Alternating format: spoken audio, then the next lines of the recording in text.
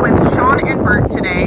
So they are with Arbor Image Tree Care, and you're probably wondering why they're standing right here. So let me give you a little bit of a backstory to that. Last week, you guys probably saw the video that I posted with Corey. He works for Arbor Image as well, certified arborist. And you guys probably have seen in previous video before that I removed the vine from the front of this tree that was easily probably had been there for 10 years. So if you haven't seen the video with Corey, go back and watch it. There's tons of great information. But when I was asking Corey about some concerns I had on this tree, when I pulled the vines off, he took a look at it and he immediately said, that's borer activity. We need to get this tree injected and treated. So these boreholes were not even visible to the naked eye because of the vine that was there on the front of this tree. And I'm glad I asked him about it because it ended up being something that needed to be taken care of relatively quickly. So, Sean, tell me a little bit about what we're going to be doing today to start. Yeah, so today what we're going to be doing to treat borers is we're going to use one of the most effective methods for getting rid of borers. So borers, in case you don't know, they're actually cambium feeders. The cambium is the vascular system in the tree. So the cambium conducts all your water, nutrients, minerals, all throughout the tree into the cambium. And your borers, what they do is they bore into the tree and they feed on that sap and cambium. And so they actually deplete the tree of nutrients. And they can actually devastate a tree relatively quickly. Usually within a few years, you can start seeing limbs drop and dead wood and leaves, falling out of the tree. And what we're going to do today is we're going to do a systemic trunk injection to treat for them. The reason why it's the best is because with this, we can go directly into the cambium of tree. We're going to drill over here to the depth, straight to the cambium, and then we'll go in and do an injection and pump it full of an insecticide. It's called amectin benzo. It's infamous, especially in the Midwest and the Northeast, for treating emerald ash borer, and it's one of the best borer treatments that you can do to a tree. Okay, so that's great information, Sean. Thank you so much. And so tell me about, I'm going to assume you guys don't recommend growing vines on trees. So, no. Tell me why that is from an arborist perspective. Yeah, so there's multiple reasons, but the most obvious reason is what we just discovered, is because when you have vines growing all up and down your tree, the very first thing is you can't identify any problems underneath the vines like borers. And if you can't identify it, you can't treat or have any kind of proactive response to them. The other big thing with vines is that they can actually grow into the tree canopy and they can actually choke out the life of a tree because they'll cover foliage and the vines will even keep trees from budding out, blooming out, and then it just looks real thick and nasty if you're not real attentive to keeping care of it. And most people that we found just don't have the time or just don't have the resources to trim them and maintain them adequately. And so that's why it's best just to go ahead and remove them. Yeah, and you guys, I am guilty. So in this new house, you guys have seen us rip off the vines in the back, and you've seen me rip off the vine up here in front. In our old house, I was guilty of letting English ivy grow on our mulberry. It was there when we moved in. I thought it was pretty. I did maintain it. I had a level that I would maintain it to, and I was doing that at least every 6 weeks. Oh, yeah, because it grows so fast. It grows so fast, and once it's rooted into that tree, it's hard to get off. You're almost damaging the bark to get that off. And so I am guilty of that at our previous house. But with the age of this tree and it being an oak and not a mulberry, that's something like mulberries are super hardy. Regardless, I shouldn't have been growing a vine on that tree, and I did, but I learned some lessons from that, and here we are today. And, like I mentioned earlier, when Corey came out and looked at this tree, and you had actually been out here a couple times, nobody noticed the borer activity, including myself, until I ripped this vine off the tree. And so, it kind of gives them a shield to enter the tree in places where, maybe you wouldn't see. Exactly. So, so other than cosmetic reasons, there's no reason necessarily why an arborist would recommend that anybody grows a vine on a tree. Correct. Okay. Very good. So, all right. Well, show me on this tree the bore activity, and talk to me a little. I guess let's back up. Talk to me a little bit about how to recognize bore activity on a tree. Yeah, so definitely the most obvious sign of borer activity is actually the frass that leaks out of the holes when they burrow into a tree. Okay. So if you can look over here, Get over here with you can actually see the hole like right in here, and you can see all the stuff that's dripping out of it and coming out of it. That is all frass or waste that they're excreting out through the holes. Okay. And so those are the most obvious sign of borers, and they're typically going to be about 5 foot and down on the trunk of a tree. Oh, okay. Yeah. All right.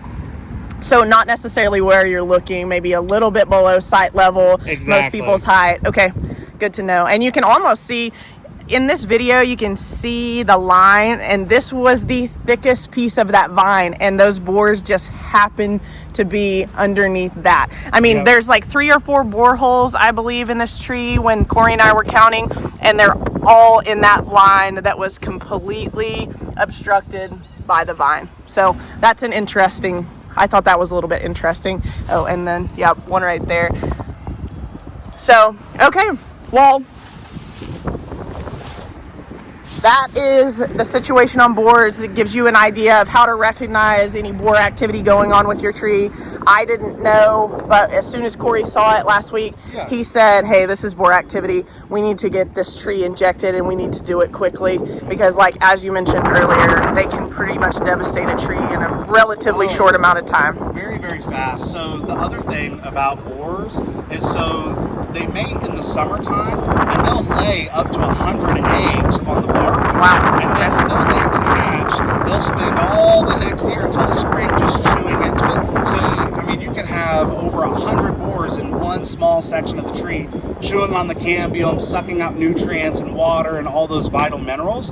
And so you just massively weaken your trees when you let borers just stay infested. Okay. And that's honestly why we really like to do the Dormant oil application, is so that we can prevent these kind of things from happening in the first place. Okay, yeah, that was what I was about to say. That goes back to the Dormant oil application that we Yeah. spoke about in the last video with Corey. And that's a great bit of information because a lot of people commented on the Dormant oil Yeah. and they didn't even know about it. So I think the Dormant oil was great, but also when you guys applied the Dormant oil, I hadn't got around to taking off the vine on this tree.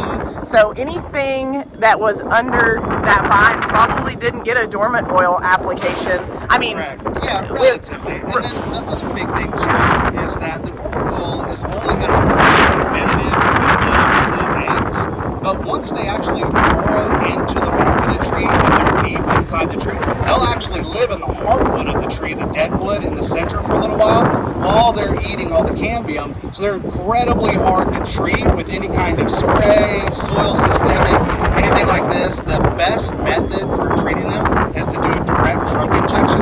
Anything else and your results are going to be way less. Okay. So they're incredibly difficult to treat after you already have them as well. okay. And is this something that is like a huge concern, a treatment like this on a tree this age? Is that something Oh. you guys are concerned about, or? Yeah. Okay.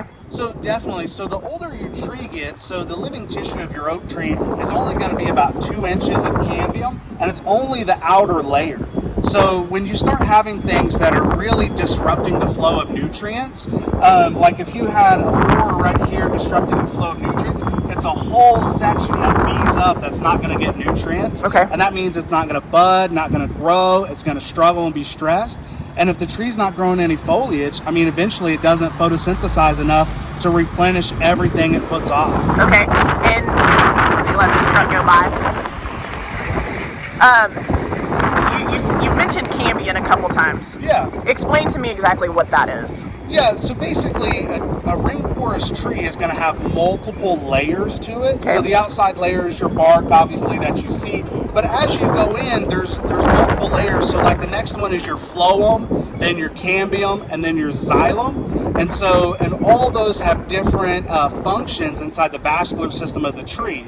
So for example, the xylem of the tree is what transport everything up, And your phloem is what takes your sugar and everything from the leaves and transports it back down. Okay. And so it's almost acts like a waterfall. So xylem goes sky high, phloem goes low and flows low. Okay. And so that's kind of the flow of everything. So when we're injecting, it's real critically important that you don't drill too deep, because then you'll just get into the deadwood of the tree that's in the center, okay, and that you just waste a lot of product and get no results. But if you don't go deep enough into the xylem and the cambium layers, then you're not going to get any uptake, and it's not going to be effective either. Okay. So that's why, having an arborist who's actually trained in using these techniques is really beneficial. So that way your treatments are going to be effective, and you don't waste a lot of product into the tree, or you risk it not working at all. Okay. And you guys mentioned earlier when I got here, you guys were measuring the circumference of this tree. Yes. So tell me about that. I'm assuming that is for the dosage. Correct. So with anything that we're going to inject, we need to be very precise, and we're actually measuring things out in millimeters, and so it's very concentrated material. So we measured the tree all the way around. It's called DBH, diameter breast height, is what arborists will measure around to see how big a tree is, and we measured about 45 diameter inches. And so what that means is we inject about 10 millimeters per diameter inch. So we're going to be putting over 400 milliliters of this amectin benzoate product into the tree. Okay. So there's a little bit of math involved as well, and making sure we evenly space it throughout the tree. Yeah. So I think I appreciate the explanation, you guys, and I think that, again, this is why it's so important to have a certified arborist out here doing things like this, because it's not just like a plug and play.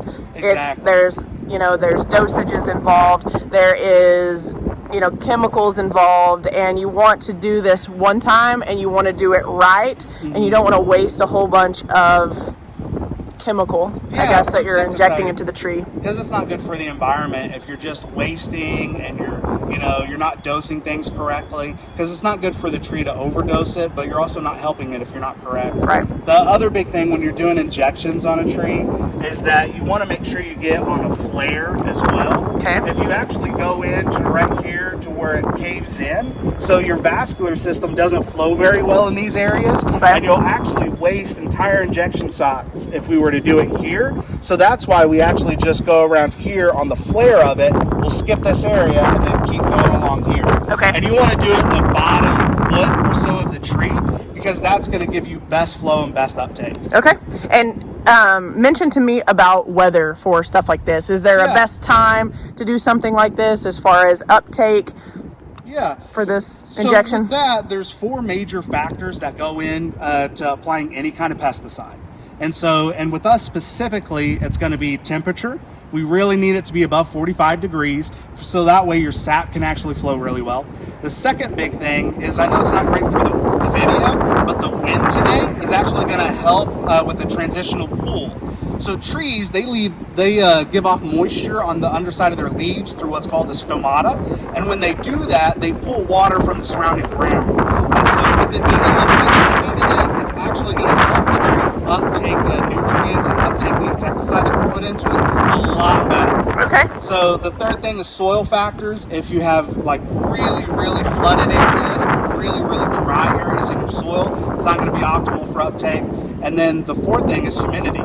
The more humid it's going to be, the harder it's going to be to uptake, because in humid conditions, the tree's not going to have that transitional pool of water. Okay. And so, but when it's dry and windy like today, uptake's going to be optimal. Okay. Awesome. Well, I think you guys pretty much covered everything that we wanted to cover in this video. And so what I'll do now is I'll just let you guys work, and I'll go around as you guys are working and kind of shoot a little bit of video so that everybody can see the process, and we'll go from there. Perfect. Thank you, guys. All right. Thank you.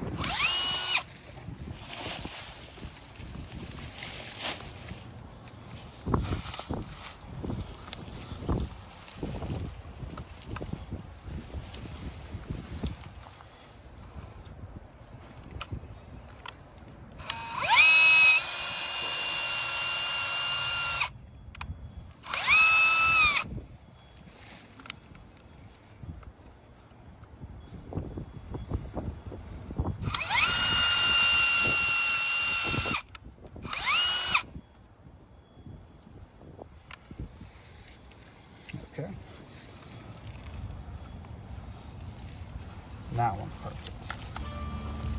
That's how the rest of them are, so it should be pretty solid.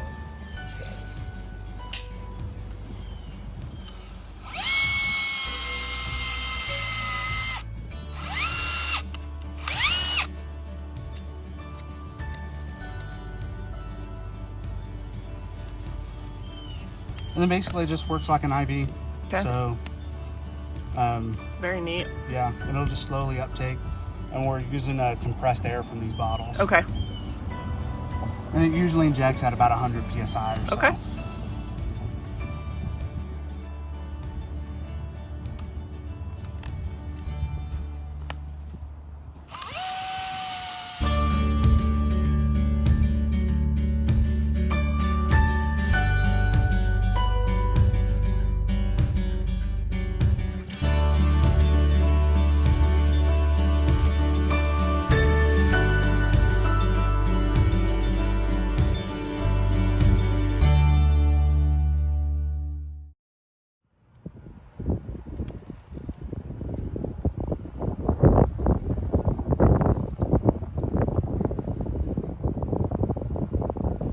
So Sean, tell me about this process while we're down here. Yeah, so basically, as you can see, that we have our needle already in the cambium of the system.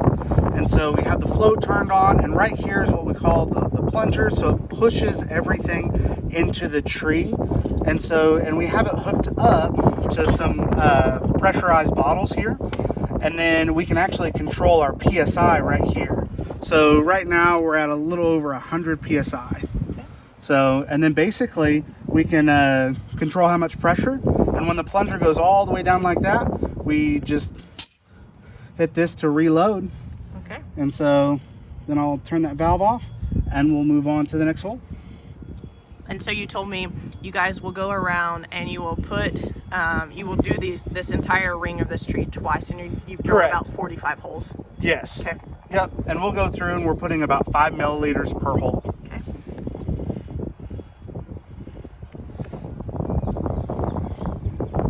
Actually, that hole's too loose.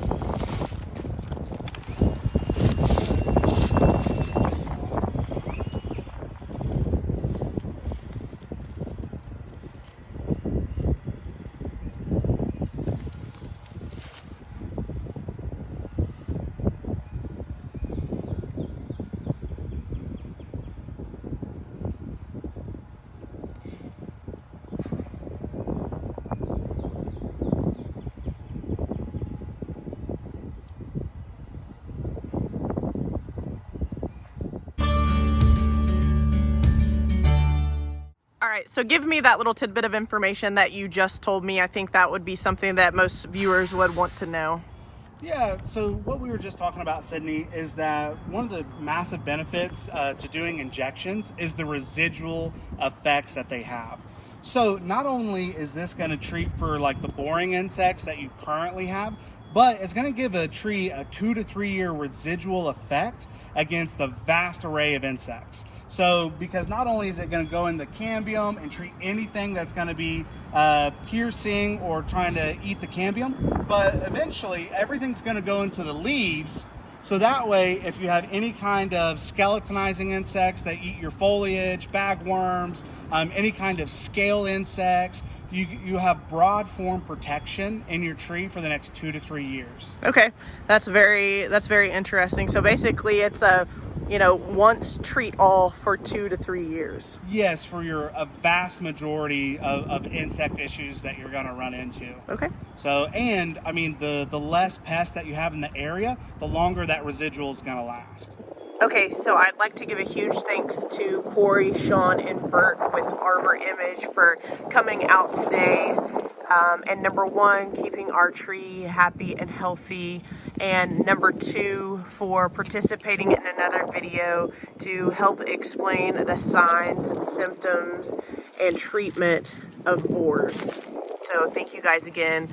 Much appreciated. And as you can see on the base of this tree, I just wanted to give you guys a look at this. Like, you can't even tell that anything was done to this tree. You've got to be looking really, really close to see any of that. And so one other thing is, I apologize for the wind today. it was just a super windy one. My camera stabilizer was having a hard time stabilizing my camera from the wind, so you'll see a little bit of that in the bottom right hand corner, and I apologize for that. But overall, I think the audio turned out pretty good regardless of the wind. So that's all I've got for today. Thank you guys so much for watching. Please like and subscribe.